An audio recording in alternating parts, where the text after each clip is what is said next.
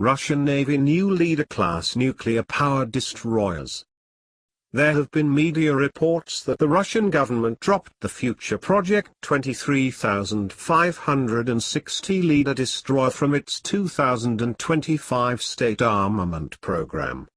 Sources in the military shipbuilding industry disproved the news to correspondents of the news portal, adding, however, that the funds set aside for the program had been reduced, thus making the program's implementation bound to slip behind schedule. Scale model showing the Project 23560 Shkval-class destroyer, export variant of Leader class, at Army 2016 exhibition. 12 ships of the 10,000 tons Leader class are planned to enter service from 2023-25, split between the Northern and Pacific fleets. They will all be nuclear-powered. They will be fitted with the ABM-capable S-500 SAM and Kalibr SSN-27 cruise missile. The information about when the construction work will begin will be available after the engineering design of the ship is worked out, Ponomarev said. The United Shipbuilding Corporation has all the potential to build several ships of this type simultaneously, he added.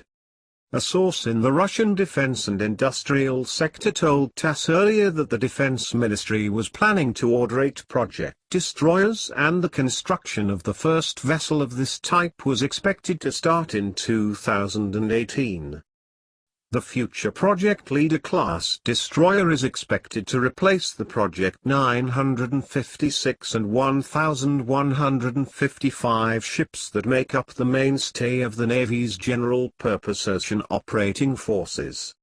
In spite of the postponement of the program, the ship was not struck off the arms acquisition program because she remains relevant, a source close to the Leader program told. He added that the schedule would be updated before the end of April.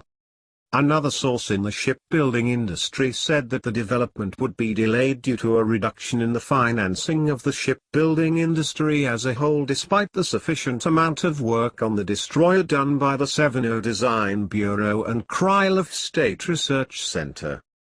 We continue our work, but its outcome is directly hinged on the funding. You cannot do much if you pay out of pocket, he explained.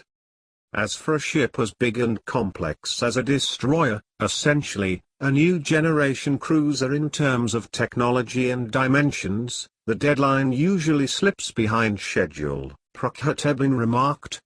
This is true for everybody, be it Russia or the United States. The latest U.S. aircraft carrier, which keeps on slipping, is a good case in point. I would not say that it is no drama at all, but this is life.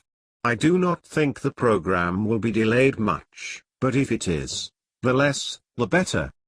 Asked about the construction time frame, Ilya Kramnik noted the problems facing industry as a whole. Unfortunately, our shipbuilding is not in good shape.